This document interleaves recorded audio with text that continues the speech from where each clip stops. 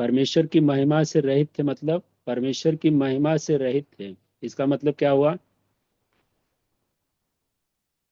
Daniel brother आप बताइए। परमेश्वर परमेश्वर की महिमा से दूर है।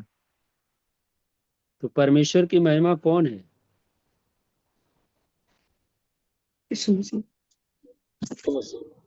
जी, यीशु मसीह। मतलब परमेश्वर की महिमा से, मसीह से हम दूर थे। जी। हाँ। रोमियो अध्याय 3 का 10 से 12 पढ़ेंगे, क्या लिखा है?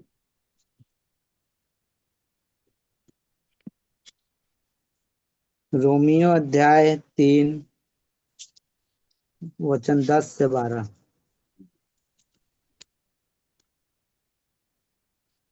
हालेलुया। हालेलुया। रोमियो अध्याय 3 वचन 10 से 12 तक। जैसा लिखा है, कोई धर्मी नहीं, एक भी नहीं, कोई समझदार नहीं, कोई परमेश्वर का खोजने वाला नहीं। सब भटक गए हैं, सब के सब निकम्मे बन गए हैं। कोई भलाई करने वाला नहीं, एक भी नहीं। जी, कोई भलाई करने वाला नहीं, एक भी नहीं। जी। है ना? जैसा लिखा है कि कोई धर्मी नहीं, एक भी नहीं, जी। कोई समझदार नहीं, जो परमेश्वर को समझ सके, उसके पुत्र को समझ सके। तो कोई समझदार नहीं, कोई परमेश्वर को खोजने वाला नहीं। सब के सब क्या थे? भटक गए हैं। सब के सब निकम्मे बन गए हैं, यानी परमेश्वर की दृष्टि में निकम्मे। तो जो जी। परमेश्वर की बातें नहीं सुनता है, वचन नहीं सुनता है, वो निकम्मा है, यानी बिना काम का, किसी काम का नहीं। किसी काम का नहीं, निकम्मे का मतलब वो किसी काम का नहीं। तो जब हम लोग नहीं जानते थे प्रभु को नहीं जानते थे, संसार में थे, तो हम परमेश्वर की दृष्टि में निकम्मे थे। है ना? तो इसलिए कहता है कि सब के सब भटक गए, सब के सब निकम्मे बन गए हैं, कोई भलाई करने वाला नहीं, एक भी नहीं। जी। कोई भी भलाई करने करने वाला वाला। नहीं। तो इससे हमको मालूम पड़ता है कि भलाई करने वाला, भलाई वही व्यक्ति करता है जो यीशु मसीह को जानता है, और वो जो है भले काम करता है। क्योंकि हम पापी ही थे, हम नाश की कगार पर थे। ठीक समय पर परमेश्वर ने अपने पुत्र को भेजा, हम सबको बचाया। और हम सब पापी थे और पाप में ही खत्म हो जाते। जी। है ना? पाप हमारे जीवन से कभी खत्म ही नहीं होता अगर यीशु मसीह नहीं आता है, यानी परमेश्वर अपने पुत्र को नहीं भेजता। तो हम पाप में जीवन बिताते और पाप में ही खत्म हो जाते, नाश हो जी। जाते। जी। लेकिन परमेश्वर ने हम पर दया किया, क्योंकि वो दयालु परमेश्वर है। जी। हम भटके हुए थे, कहाँ जाना है, क्या करना हमें समझ नहीं थी, एक भी समझदार नहीं है। कोई भी भलाई करने वाला नहीं, सब के सब निकम्मे, कोई काम के नहीं, कोई परमेश्वर को खोजने वाला नहीं। जी। तो प्रभु उनसे प्रसन्न होता है जो उसको खोजते हैं। बहुत सारे लोग मसीह में आ गए और उनको लगता है कि अब मैं मसीह में आ गया हूं तो मेरा उद्धार हो गया, मैंने जी। मसीह को जान लिया तो मेरा उद्धार हो गया, मैं वचन पढ़ता हूँ, मैं वर्शिप लेता हूँ तो मेरा उद्धार हो गया। नहीं। आप कितनी भी अच्छी वर्शिप करते हो, कितना भी अच्छा वचन बांटते हो, लेकिन अगर आप उसकी आज्ञा का पालन नहीं करते, आप उसको अपने जीवन में महत्व नहीं देते, तो आप जो है उसकी दृष्टि में निकम्मे हैं। जी बराबर। है ना? जी। किसी काम के नहीं। हाँ, लेकिन जो व्यक्ति उसका आदर करता है, उसके वचन का पालन करता है, उसका भय मानता है और उसकी आज्ञा के अनुसार जीवन जीता है, तो प्रभु कहता है कि मैं उसे धर्मी बनाऊंगा। वो धर्म के काम करेगा। वो जो है मेरा भय मानता है और वो भटक गया था, लेकिन फिर ये सीधे मार्ग पर चल रहा है, मेरे आज्ञा का पालन कर रहा है, मेरे वचन का पालन कर रहा है, और इस विषय में लोगों को बता रहा है कि भाई यहाँ जी जीवन है, यहाँ शांति है, यहाँ उद्धार है, यहाँ तुम सुरक्षित हो, बाकी और कहीं आप सुरक्षित नहीं है। जी जीवन भर आप पाप करेंगे और पाप में ही मर जाएंगे, लेकिन एक है जो हमारे पापों से छुड़ा सकता है, हमें जीवन दिला सकता है। हालेलुया। तो यहाँ पर हालेलुया। लिखा है कि हम पढ़ते हैं कि सब के सब पापी थे, कोई भी धर्मी नहीं था, लेकिन एक अवसर हम सबको मिला है। तो अब जो है हम पापों को छोड़कर हम इस धार्मिकता को अपनाएं, मतलब यीशु मसीह को अपनाएं अपने जीवन का जी उद्धार करता करके, और हम इस महत्व को समझें, उसके बलिदान को समझें कि उसने अंकल, रोमियो का कौन सा वचन है? 3:10। 3:10 से 12।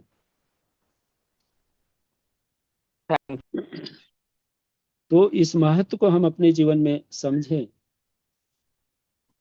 कि किसी ने हमारे लिए बलिदान दिया है जी हमें बचाने के लिए, नहीं तो हम कभी नहीं बच पाते। जी उसी का ब्रदर पढ़ लेंगे, 3:23 में क्या लिखा है, रोमियो का है। जी जी। हाँ। इसलिए कि सबने पाप किया है और परमेश्वर की महिमा से रहित हैं। जी, इसलिए कि सब ने पाप किया है।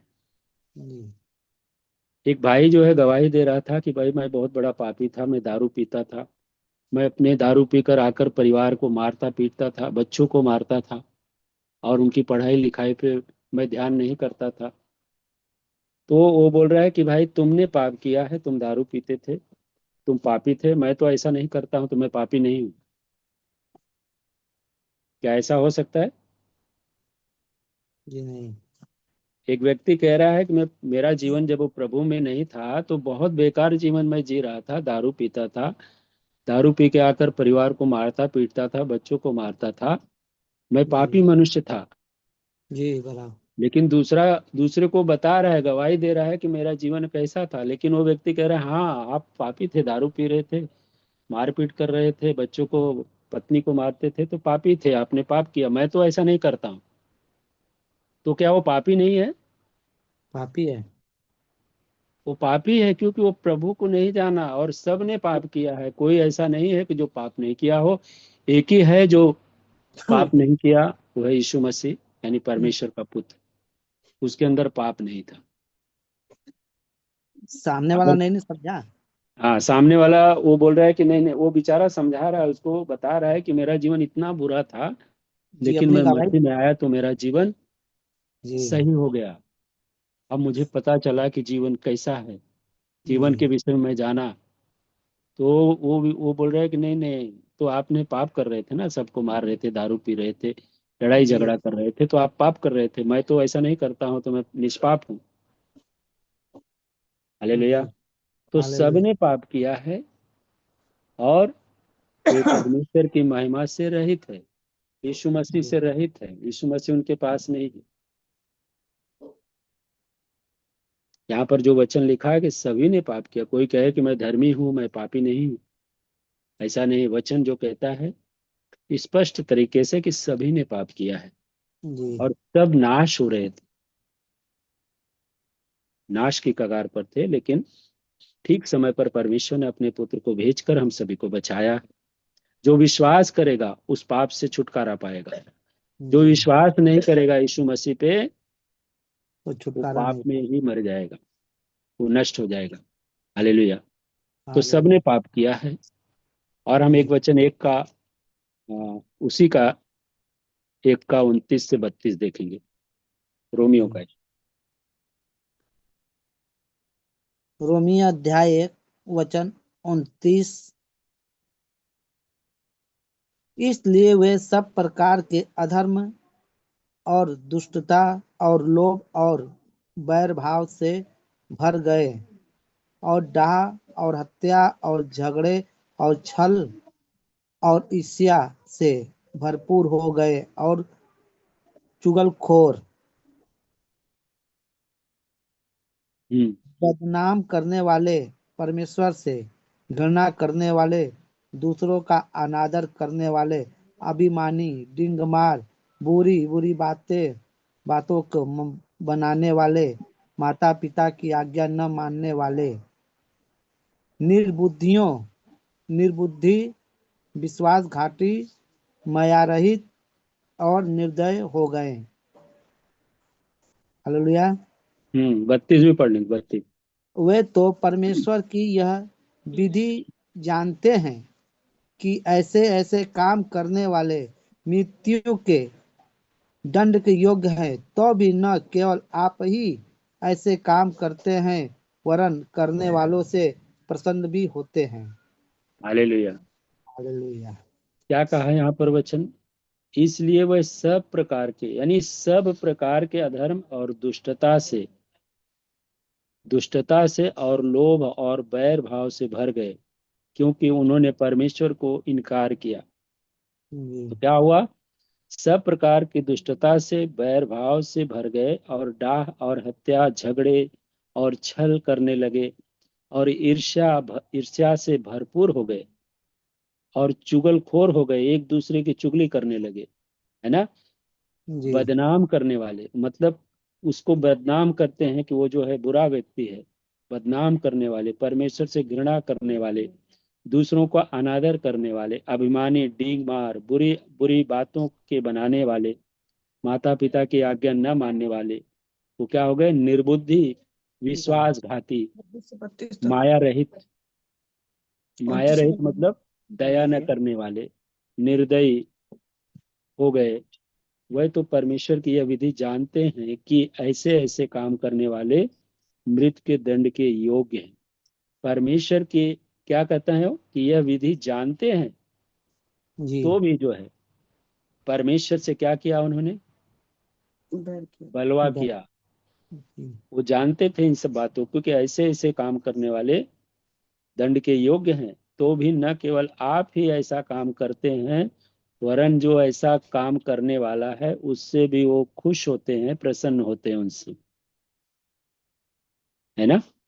जी जो ऐसे ऐसे बुरे काम करते हैं उनसे वो खुश होते हैं, आनंदित होते हैं, अच्छा किया। जी तो अगर कोई व्यक्ति ऐसा कर रहा है जो परमेश्वर को ठुकराता है और संसार के कामकाज करता है, दूसरे की चुगली करता है, घृणा करता है, मनुष्यों का अनादर करता है, और सोचता है कि मैं बहुत बड़ा ज्ञानवान हूँ, डींग मार, बुरी बुरी जी बातें बनाने वाले और माता पिता की आज्ञा न मानने वाले, निर्बुद्धि और विश्वासघाती, मतलब वो विश्वासघाती हैं, दया रहित, माया रहित, निर्दयी हो गए हैं, और परमेश्वर को विधि जानते हैं कि ऐसे जी ऐसे काम करने वाले मृत्यु के दंड के योग्य हैं। वो जानते हैं कि मौत आ जाएगी अगर मैं ये काम करूंगा, जी है ना। परमेश्वर के परमेश्वर से कोई बच सकता है? नहीं उससे गलत करके कोई बच सकता है? नहीं। तो भी जो है, इसके बावजूद वो जानते हैं कि दंड के योग्य हम हैं, तो भी न केवल आप ही ऐसा काम करते थे, बल्कि ऐसे काम करने वाले से वो लोग प्रसन्न भी होते थे कि बहुत अच्छा कर रहा है, जी मैं भी तेरे साथ हूं, जी ऐसा ही। है ना। जी जैसा मैं करता हूँ ऐसा तू भी कर रहा है, बहुत अच्छा कर रहा है। जी लेकिन जब हम मसीह में आते हैं तो हमको परमेश्वर का भय होना चाहिए। कोई भी ऐसा काम कर रहा है तो वचन कहता है कि उनसे दूर रहो, तुम जी उनसे अलग रहो, नहीं तो तुम भी उनके जैसा करने लगोगे। जब तुम देखो कि ऐसा कोई कर रहा है, उसको समझाओ, बताओ कि ये परमेश्वर की दृष्टि में बुरा है, हम गलत कर रहे हैं, हमको इसका दंड मिलेगा। लेकिन अगर वो नहीं सुनता है तो हमको उससे अलग होना है। जी हालेलुया। हालेलुया। 1 कुरिन्थियों 5 का 11 देखते हैं।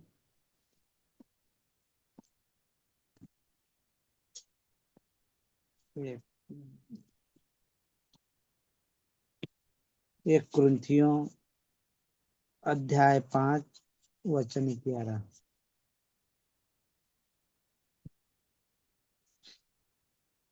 पर मेरा कहना यह है कि यदि कोई भाई कहलाकर भयभिचारी या लोभी या मूर्ति पूजक या गाली देने वाला या पियक्कड़ या अंधेर करने वाला हो तो उसकी संगति मत करना, वरन ऐसे मनुष्य के साथ खाना भी न खाना।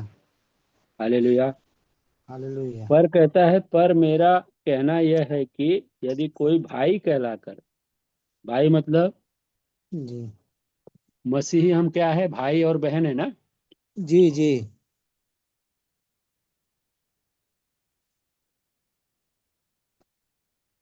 पर मेरा यह कहना है कि यदि कोई भाई कहलाकर व्यभिचारी या लोभी या मूर्ति पूजक या गाली देने वाला या पियक्कड़ या अंधेर करने वाला हो तो उसकी संगति मत करना, जी वरन ऐसे मनुष्य के साथ खाना भी न खाना। जी हम लोग क्या ऐसा करते हैं? नहीं कर पाएंगे ओ, ना। दरवाजा बंद करो। ए किरण, वो दरवाजा बंद करो।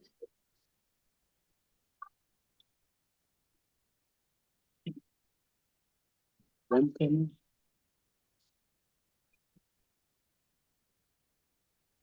जी, थोड़ा आवाज आने लगा इधर बाजू से। तो जी यहाँ पर कह रहा है कि कोई भाई कहलाकर व्यभिचारी या लोभी मूर्ति पूजक या गाली देने वाला या पियक्कड़ हो या अंधेर करने वाला हो तो उसकी संगति मत न करना, वरन ऐसे मनुष्य के साथ खाना भी मत खाना।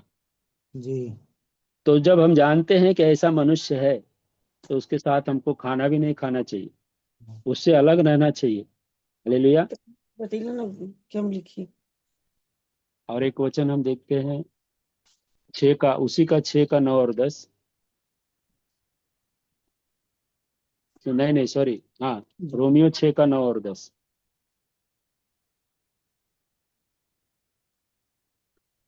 क्या तुम नहीं जानते कि अन्यायी लोग परमेश्वर के राज्य के वारिस न होंगे? वो ऐसा गमन गामी, मूर्ति धोखा न खाओ। पूजक, जी जी, धोखा न खाओ, न वेश्यागामी, न मूर्ति पूजक, न परस्त्रीगामी, न लुच्चे, न पुरुषगामी, न चोरी, न लोभी, न पियक्कड़, न गाली देने वाले, न अंधेर करने वाले परमेश्वर के राज्य के वारिस होंगे। नहीं होगी, है ना। कह रहा है, जी क्या तुम नहीं जानते कि अन्यायी लोग परमेश्वर के राज के वारिस नहीं होंगे, जो अन्याय करते हैं।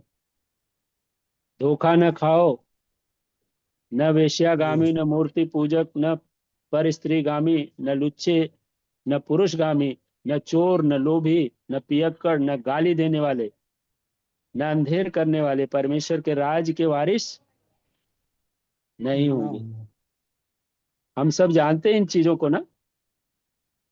जी जो बाइबल पढ़ते हैं उनको ये जानकारी है कि ऐसे लोगों की संगति हमें नहीं करना है, उनसे दूर रहना है। जो चोरी करता हो, किसी चीज की लालच करता हो, लोभी हो, पियक्कड़ हो, या गाली देता हो, या झट क्रोध करने वाला हो। बहुत सारे लोगों को जल्दी क्रोध आता है, तो अगर आप उनकी संगति में रहेंगे तो आप भी उनका ही सीखोगे।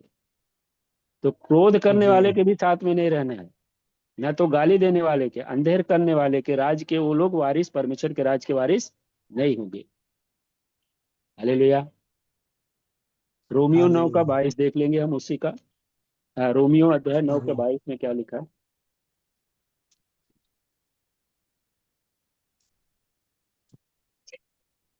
क्या है? रोमियो अध्याय 9 वचन 22। तो वो भी कोई है नहीं ना। जी। रोमियो अध्याय 9 वचन 22। तो हम्म। इसमें कौन सी आश्चर्य की बात है कि परमेश्वर ने अपना क्रोध दिखाने और अपनी सामर्थ प्रकट करने की इच्छा से क्रोध के बर्तनों बर्तनों की जो विनाश के लिए तैयार किए गए थे बड़े धीरज से सही। हाँ, क्या हुआ? तो इसमें कौन से आश्चर्य की बात है कि परमेश्वर ने अपना क्रोध दिखाने और अपनी सामर्थ्य प्रकट करने की इच्छा से क्रोध के बर्तनों की जो विनाश के लिए तैयार किए गए। क्रोध के बर्तन मतलब जो उसको क्रोध के ठुकराता है, जो परमेश्वर के खिलाफ काम करता है, तो इसीलिए वो बर्तन परमेश्वर क्या है, हम क्या है, बर्तन है ना। तो जी जी कहता है जो उसका विनाश के लिए तैयार किए गए। बंद करो। विनाश के लिए तैयार किए गए थे, बड़े धीरज से सही। और 23 भी पढ़ लेंगे। जी और दया के बर्तनों पर जिन्हें उसने महिमा के लिए पहले से तैयार किया, अपने महिमा के धन को प्रकट करने की इच्छा की। जी, उसके और भी बर्तन है जिसने दया किया, और उन बर्तनों पर कहता है अपनी महिमा पहले से ही तैयार किया महिमा के लिए, और अपनी महिमा के धन को प्रकट करने की इच्छा की। जी कितना है लोग आवाज करते हैं? कौन भेज रहे हैं?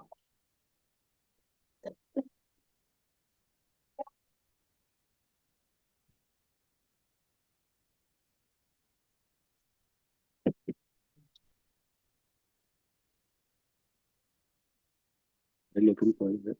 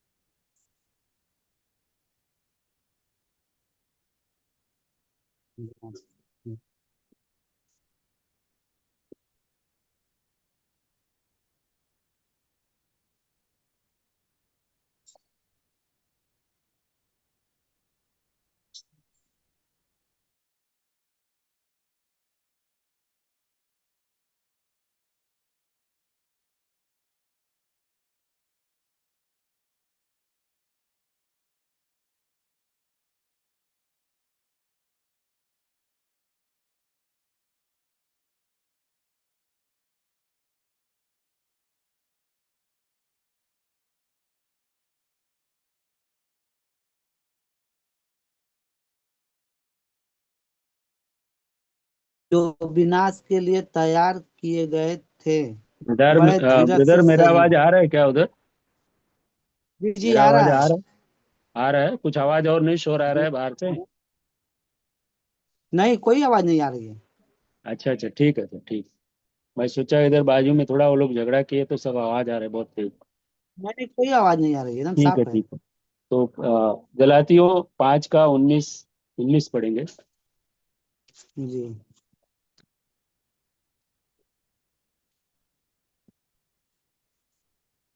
गलातियों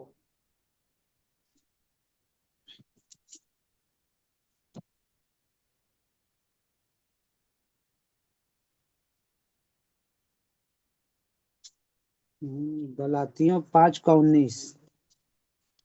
गलातियों अध्याय 5 वचन 19। शरीर के काम तो प्रकट हैं, अर्थात भय विचार, गंदे काम, लूचपन। जी, हालेलुया। क्या है शरीर के काम? तो प्रगट है, अर्थात बेविचार, गंदे काम, लुचपन, है ना। जी जी और 21 तक पढ़ेंगे। जी मूर्ति मूर्ति पूजा, टोना, बैर, झगड़ा, ईर्ष्या, क्रोध, विरोध, फूट, विधर्म, डाह, मतवालापन, लीला, क्रीड़ा और इनके जैसे और भी काम हैं। इनके जी, विषय में मैं तुमसे पहले से कह देता हूँ, जैसा पहले का कह भी चुका हूँ, कि ऐसे ऐसे काम करने वाले परमेश्वर के राज्य के वारिस न होंगे। ना होंगे। हालेलुया। जी ऐसे ऐसे हालेलुया। लोग काम करने वाले परमेश्वर के राज में, राज्य के वारिस नहीं होंगे। है ना। जी मूर्ति पूजा, टोना, बैर, झगड़ा, ईर्ष्या, क्रोध। क्रोध जो है बहुत सारे लोग करते हैं, क्रोध और विरोध करते हैं, फूट डालने का काम करते हैं, विधर्म करते हैं, डाह रखते हैं एक दूसरे के प्रति, मतवालापन, लीला क्रीड़ा और इनके जैसे और काम है। इनके विषय में तुमसे पहले से ही कह देता हूं, कि जैसा पहले कह भी चुका हूं कि ऐसे ऐसे काम करने वाले परमेश्वर के राज के वारिस न नहीं होंगे। होंगे। है ना। जी ऐसे ऐसे काम करने वाले परमेश्वर के राज के वारिस नहीं होंगे। क्योंकि वो पाप कर रहे थे, लेकिन परमेश्वर ने तुमको अवसर दिया कि उसको छोड़कर और तुम अनंत जीवन प्राप्त करो। लेकिन फिर जो है ये लोग प्रभु के पास आकर भी वही काम करते हैं।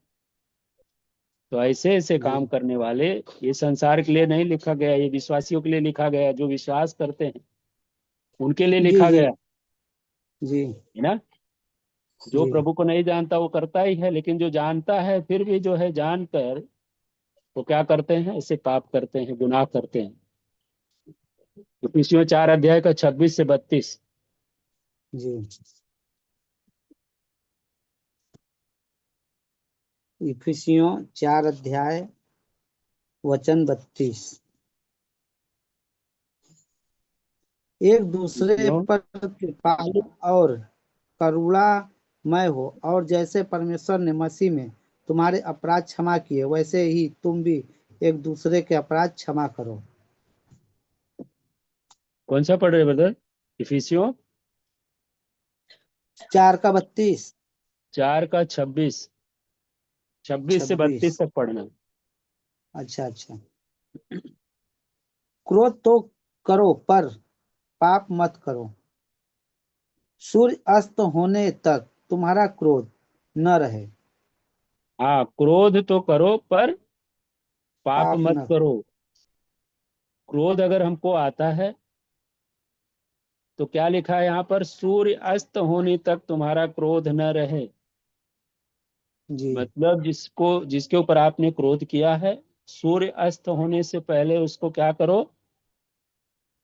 क्रोध को खत्म करो, उससे जाकर मिल लो और भाई मैं तेरे से क्रोधित नहीं हूँ, जी।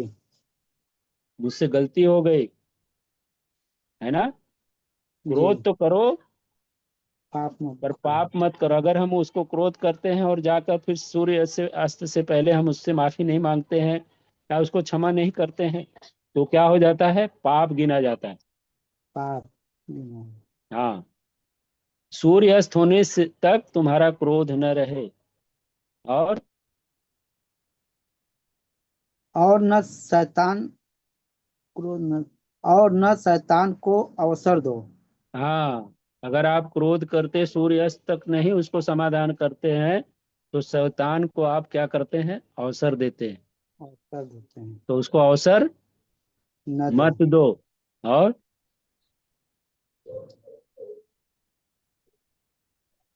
चोरी करने वाला फिर चोरी न करे, वरन भले काम करने वाले का करने में अपने हाथों से परिश्रम करे, इसलिए कि जिसे प्रयोजन हो उसे देने को उसके पास कुछ हो। ये, अगर हम किसी चीज की चोरी कर रहे हैं, कुछ भी चोरी कर रहे हैं, कहता है चोरी करना छोड़ दो, फिर से चोरी न करो, वरन भले काम करो।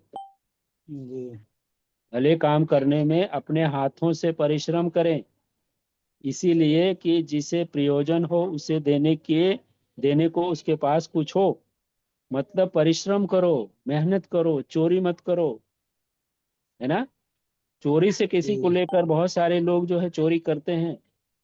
संसार में मैंने सुना था कि हम चोरी यहाँ से करते, धनवानों को लूटते हैं और गरीबों को बांट देते हैं, है जी ना। तो हम जी बोलते हैं कि हम बहुत अच्छा काम कर रहे हैं, हम गरीबों की मदद कर रहे हैं। नहीं, परमेश्वर उससे नहीं खुश होता है, परिश्रम से खुश होता है। परिश्रम का पैसा अगर किसी की मदद आप करते हो तो परमेश्वर उससे खुश होता है। जी अपने हाथों से परिश्रम करें, इसलिए कि जी जिसे प्रयोजन हो, जिसको जरूरत हो, उसे तुम देने को उसके पास कुछ हो। हमारे पास कुछ होना चाहिए, जी। जिसको जरूरत हो। और कोई गंदी बात तुम्हारे मुंह से न निकले, पर आवश्यकता के अनुसार वही निकले जो उन्नति के लिए उत्तम हो, ताकि उससे सुनने वालों पर अनुग्रह हो। हालेलुया।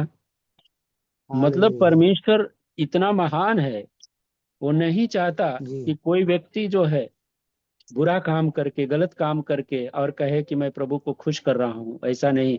जब तक हम वचन के अनुसार नहीं करते हैं, तब उससे प्रभु उससे खुश होता है। जब हम वचन के अनुसार करते हैं और वचन के खिलाफ कोई काम करते हैं, तो परमेश्वर जी तुमसे खुश नहीं रहेगा। और कहता है कोई गंदी बात तुम्हारे मुंह से न निकले, पर आवश्यकता के अनुसार वही निकले जो उन्नति के लिए हो। वही बातें बोले जिससे कि एक दूसरे की उन्नति हो सके, जिससे कि जी वो प्रभु के निकट आ सके। प्रभु का जी जो प्रभु ने कार्य सौंपा है तुमको, उसको अच्छी तरह से करो, ताकि वो उसकी भी उन्नति हो, वो भी सीखे अच्छी बातें, अच्छा काम करने के लिए, वो भी जो है प्रभु के लिए कार्य जी करे। और कहता है उन्नति के लिए हो, उत्तम हो, मतलब उत्तम हो, अच्छा हो, सबसे अच्छा हो, ताकि उससे सुनने वाले पर जी अनुग्रह हो, जो कोई सुने उस पर अनुग्रह हो। और अनुग्रह। परमेश्वर के पवित्र आत्मा को शोकित मत करो, जिससे तुम पर छुटकारे के दिन के लिए छाप दी गई है। जी, अगर हम ऐसे काम नहीं करते, हम ये सब चोरी करते हैं जो शैतान को अवसर देते हैं, जो हम परिश्रम नहीं करते और हम चोरी करते हैं, तो कहता है परमेश्वर के पवित्र आत्मा को शोकित मत करो, क्योंकि परमेश्वर की जो आत्मा है वो तुम्हारे अंदर वास करती है। अगर तुम ऐसे ऐसे काम करोगे तो परमेश्वर की जो आत्मा है वो शोकित होगी, दुखी होगी। उसको दुखी मत करो, जिससे तुम पर छुटकारे के दिन के लिए छाप दी गई है। तुम्हारे ऊपर छाप जी दी गई है कि तुम परमेश्वर के हो। तो तुम ऐसे जी ऐसे काम मत करो, उसको शोकित मत करो ऐसा काम करके, गलत काम करके। और हम्म, अच्छा, सब प्रकार की करवाहट और प्रकोप और क्रोध और कलह और निंदा सब बैर भाव समेत तुम से दूर की जाए। जी, सब प्रकार की कड़वाहट और प्रकोप और क्रोध और कलह और निंदा सब बैर भाव समेत तुमसे दूर किए जाएं। जो भी हमारे अंदर कलह है, जो हमारे अंदर कड़वाहट है, जो क्रोध है, जो किसी के प्रति हम कलह करते हैं, हम निंदा करते हैं, हम बैर भाव रखते हैं, कहता है ये सब बातें तुम्हारे जीवन से दूर की जाए। जी अगर नहीं है तो आप प्रार्थना करिए उसके लिए। प्रभु जो है तुम्हारी सहायता करेगा और वो हमारे जीवन से दूर की जाएगी। और 32 पढ़ेंगे। जी एक दूसरे पर कृपालु और करुणामय हो, और जैसे परमेश्वर ने मसीह में तुम्हारे अपराध क्षमा किए, वैसे ही तुम भी एक दूसरे के अपराध क्षमा करो। एक दूसरे पर कृपालु करुणामय हो, जैसे परमेश्वर ने मसीह में तुम्हारे अपराध क्षमा किए। हमारे अपराध कौन क्षमा करता है? यीशु मसीह। यहाँ पर क्या लिखा है कि परमेश्वर। परमेश्वर ने मसीह में जी तुम्हारे अपराध क्षमा किए। जी हमारा अपराध परमेश्वर किससे क्षमा होता है? मसीह में क्षमा होता है। मसीह में। हाँ, तो हम जब अपराध करते हैं तो हम क्षमा मांगते हैं जी मसीह से कि भाई हमसे गलती हो गई, क्षमा कर प्रभु। तो हमारे जी अपराध जो है मसीह के द्वारा क्षमा होता है, पिता करता है। और जी कहता है कि ऐसे वैसे ही तुम भी एक दूसरे के अपराध क्षमा करो, क्षमा करो। जैसे पिता हमारे अपराधों को क्षमा करता है मसीह के द्वारा, वैसे जी ही हम लोग भी दूसरे के अपराधों को क्षमा करें। अगर हम दूसरे के अपराध क्षमा नहीं करेंगे तो हमारा तब अपराध भी क्षमा नहीं होगा, नहीं होगा। है ना? जी अगर हम सोचते हैं कि हमारी भलाई हो, दूसरे की भलाई ना हो, तो हमारी भलाई कभी नहीं हो सकती। कभी नहीं होगा। आप ऐसी प्रार्थना करो कि प्रभु उसका भला हो, उसके पीछे हमारा भी भला हो, जी है ना? क्योंकि जी उसके लिए तुम प्रार्थना कर सकते हो। जो हमारा शत्रु है उसके लिए हम प्रार्थना कर सकते हैं, शत्रु थोड़ी करेगा। वो जो जी परमेश्वर को नहीं जानता वो क्या प्रार्थना करेगा? लेकिन हाँ, उसके लिए हम प्रार्थना कर सकते हैं और हमारी प्रार्थना जो है प्रभु सुनेगा। बराबर। ये 2 तीमुथियुस 3 अध्याय का 1 से 5।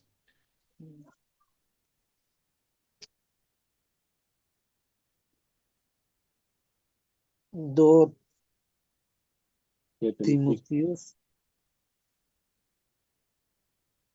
2 का 2 तीमुथियुस 3 अध्याय का 1 से 5। एक।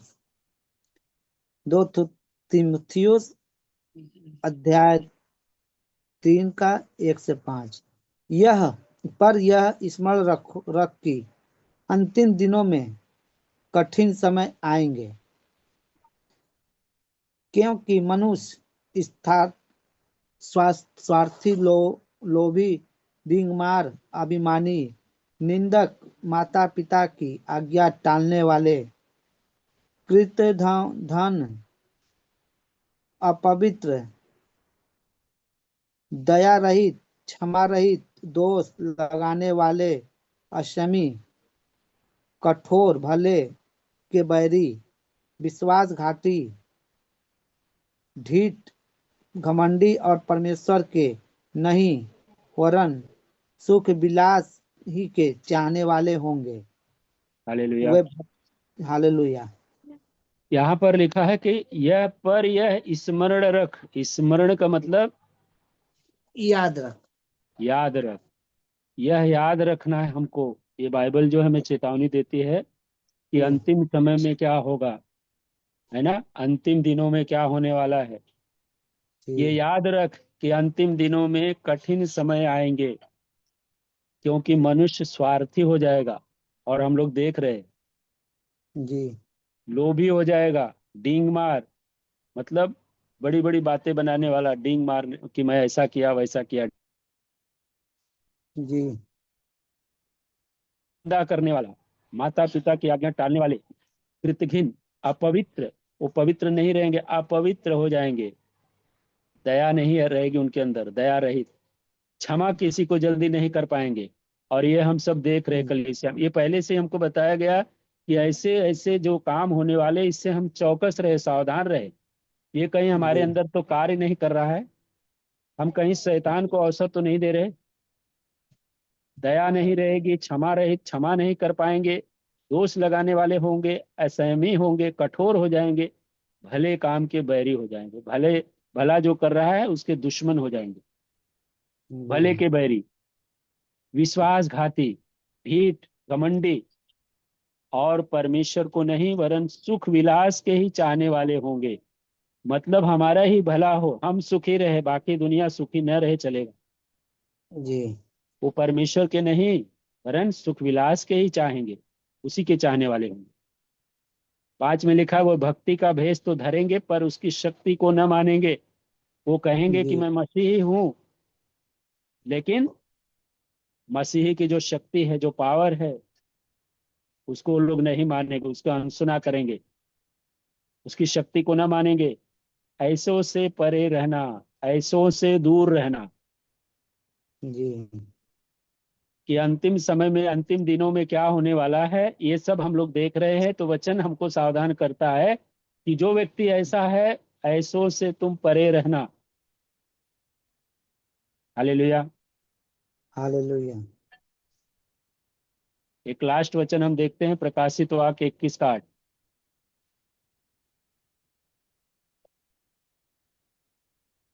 प्रकाशित वाक्य अध्याय 21 वचन 8। परंतु डरपोकों और अविश्वासियों और घिनौने और हत्यारों और भयविचारियों और टोनों और मूर्ति पूजकों और सब झूठों का भाग उस झील में मिलेगा जो आग और गंधक से जलती रहती है। यह दूसरी मृत्यु है। जी, तो हालेलुया। क्या है? ये दूसरी दूसरी मृत्यु। मृत्यु है। परंतु डरपोक, जो प्रभु का इनकार करने वाले हैं, उनको बाइबल कहती है डरपोक, डर गए, डरने वाले। और जी अविश्वासियों, जो परमेश्वर पर विश्वास नहीं करते, उसके पुत्र पर नहीं विश्वास करते, अविश्वासियों और घिनौनों। जो विश्वास नहीं करता वो परमेश्वर की दृष्टि में घिनौना है, वो हत्यारा है, जी और व्यभिचारी है, और टोनों और मूर्ति पूजकों और सब झूठों का भाग उस झील में मिलेगा जो आग और गंधक से जलती रहती है। यह दूसरी मृत्यु है। दूसरी मृत्यु है। अगर उससे बचना है तो हमें जो है परमेश्वर के वचन के अनुसार जीवन जीना है, तो ही बच पाएंगे। अगर हम पापी थे, पाप कर रहे थे, गुनाह कर रहे थे, अब हमको उसको करते नहीं रहना, उसको छोड़ देना है। जी नहीं तो क्या होगा? ऐसों का भाग कहाँ होगा? उस आग की झील में हमेशा झील जो में। है जलते रहेंगे, तड़पते रहेंगे, कोई बचाने वाला नहीं, कोई सुनने वाला नहीं। अनंत काल तक तड़पते चीखते रहेंगे, कोई सुनने वाला नहीं होगा। हालेलुया। हालेलुया। तो हम सबको, जब हम पापी थे तो ठीक समय पर परमेश्वर ने अपने पुत्र को भेजकर हम सबको बचाया, और हमारी मृत्यु को उसने अपने ऊपर ले लिया, हमें अनंत काल का जीवन दिया है। तो हम इस महत्व को समझें और उसके भय में जीवन बिताए। हम अपनी मनमानी न करें कि जो हमको अच्छा लगता है हम वो करेंगे। नहीं, जो प्रभु को अच्छा लगता है, प्रभु चाहता है कि वो करो, ताकि मैं तुम्हें बचा सकूं। अगर तुम शैतान को अवसर दोगे तो शैतान का जो भाग है वो कहाँ है? आग की झील है। हालेलुया। प्रभु हालेलुया। यीशु मसीह की जय। जय। आप प्रार्थना करिए ब्रदर। हालेलुया। हालेलुया। धन्यवाद। धन्यवाद। सर्वशक्तिमान। धन्यवाद करते हैं पिता, एक बार फिर आपके चरणों में सभी भाई और बहनों को उपस्थित में पिता तो अपने हाथों को बढ़ा और छू ले, और धन्यवाद करते हैं अपने वचन जो अपने दास के द्वारा इनके मुंह में अपना वचन डाला, और हम सबको बहुत अच्छी रीति से समझाए और समझ बूझ की आत्मा द्वारा धन्यवाद करते हैं, क्योंकि शरीर के काम तो प्रकट हैं, आत्मा का काम है प्रेम और संयम धीरज का। धन्यवाद करते हैं पिता, तू हमें आत्मा में ले चल, अपनी सामर्थ्य में ले चल, क्योंकि तूने, यीशु ने कहा, मैं तुम्हें एक सहायक दूंगा, पवित्र आत्मा। धन्यवाद करते हैं उस पवित्र आत्मा को हम अपने हृदय में बसाए रखें, और धन्यवाद करते हैं आत्मा और सामर्थ के द्वारा चलने पाए। धन्य है पिता, तूने हमें इस जगत से, हम पाप में डूबे जा रहे थे और मृत्यु के समान पड़े हुए थे, तूने आकर अपने इकलौते पुत्र यीशु मसीह के पवित्र लहू में धोके हमें शुद्ध और पवित्र किया है। धन्यवाद करते हैं। यहोवा यूं कहता है, मैं पवित्र पवित्र पवित्र हूँ, तुम भी पवित्र बनो। यहोवा यूं कहता है, अपनी सारी चिंताएं बोझ तुम मेरे हाथ में सौंपते हैं। धन्यवाद करते हैं। कल की चिंता मत करना, क्योंकि आज की चिंता ही बहुत बड़ी है। धन्यवाद करते हैं मेरे महान परमेश्वर, तुमने अपने वचन के द्वारा हम सब भाई के जीवन में कार्य किया है, और हमें पाप से छुड़ा कर शुद्ध कर दिया। और धन्यवाद करते हैं हम सब उद्धार के कारण बने, और हम सब तेरे महिमा के लिए शुभ समाचार लोगों में जागृत करें, और भी प्राण नाश होने से बच जाए। सारी दुआ विनती मैं अपने परमेश्वर के इकलौते पुत्र यीशु मसीह के नाम से मांगता हूँ। दया से आमीन। आमीन। आमीन। आमीन। आमीन। आमीन।